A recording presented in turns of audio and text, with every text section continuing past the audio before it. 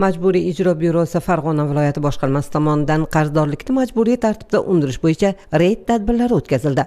Ma'lumki, huquqbuzar unga jarima solish to'g'risidagi qaror topshirilgan kundan boshlab 15 kun ichida jarima miqdorining 50%ni, 30 kun ichida 70%ni ixtiyoriy to'lagan taqdirda jarimaning qolgan qismini to'lashdan ozod qilish amaliyoti joriy qilingan. Ammo berilgan imkoniyatlardan foydalanmay yillar davomida jarimani to'lamay kelayotgan shaxslar ham bor.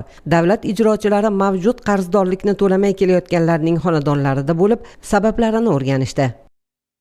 Qoldagi ijro hujjatlari o'rganib chiqilib, mana shu Farg'ona shahar hududida 1000 nafar qarzdorlarga nisbatan yuritilgan jami 10 milliard so'mdan ziyodroq qoldiq mavjudligi aniqlandi.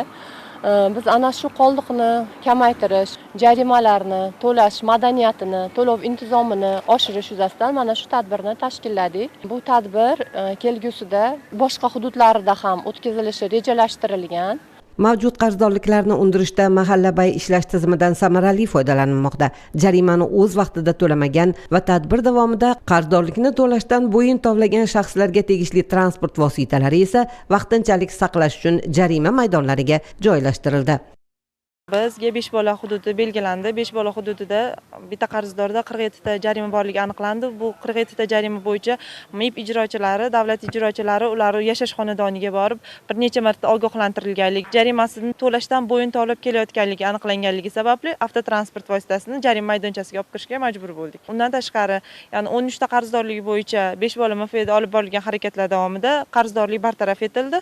Bitta mahalla bo'yicha o'rtacha kesindorlik ham bo'lsak, 25 ta fuqaroga nisbatan 250 dan ortiq jarimalar mavjud. Mazkur tadbir avtotransport xizmati sifatini tartibga solish, harakat intizomini mustahkamlash, yo'l harakat xavfsizligini ta'minlashga xizmat qiladi. Tadbir doirasida jarimadan qochib yurgan fuqarolarga yo'l qo'ygan xatolari oqibatlari haqida tushuntirishlar ham berildi.